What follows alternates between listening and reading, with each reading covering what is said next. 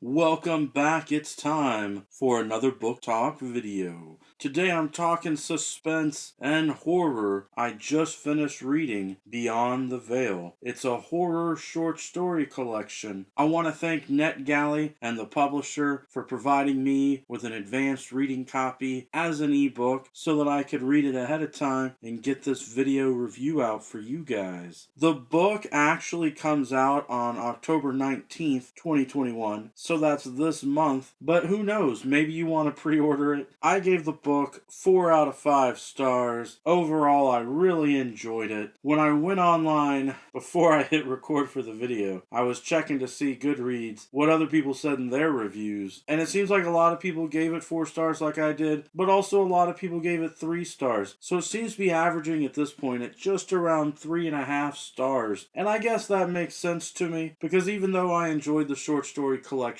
overall, there were a couple of stories that were weird, but not necessarily in a good way kind of weird. So there were a couple of duds in there. But I mean, that's bound to happen. When you put together about 20 stories in a collection, not necessarily all of them are going to be to the tastes and expectations of all of your readers. So I could see that. But let me tell you, the first story in that collection, I really enjoyed. And there were several others in there that had something unexpected that really blew my mind. One of the stories is really creepy. That starts out with these people, it's a married couple. The woman feels like there's some sort of spiderweb type thread thing that has impacted her body. And then it happens to the man as well. And I don't want to give you a bunch of spoilers, but they end up being this couple obsessed with these weird lines or threads that they feel like are appearing on their body, and it gets into some gross body stuff as they are experimenting with how to deal with these things on their body. And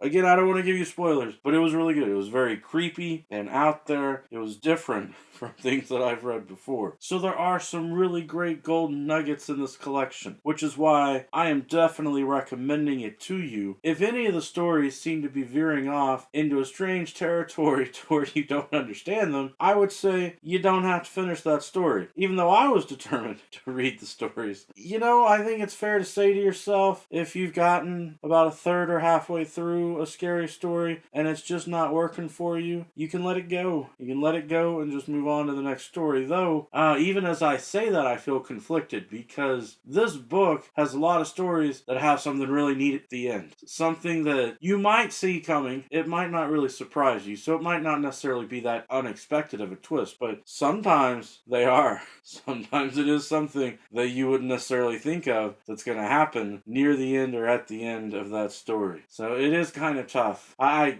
give the recommendation on the one hand, but on the other hand, I caution you, you might miss out on some fun twists that would happen if you do drop the story and you don't finish it. Oh, the conflict. At least we're talking short stories and not novels, so it's not as if you are committing to hundreds of pages in order to get to that twist at the end. Here you're just looking at, a few pages, maybe 20 pages or so, to get to the end of that story. So it's not as big of a deal. It doesn't take you as long to read to make that happen. Beyond the Veil has a lot of great writers in it. I found it very interesting. The description for the book says the editor is Mark Morris, and apparently there's more than one person who is listed as an author or editor named Mark Morris. But this Mark Morris, I think, is really good at putting together these collections. A lot of these authors are well known, but some of them basically were selected like contest winners. They had a 2-week open submission window, which apparently I didn't know about.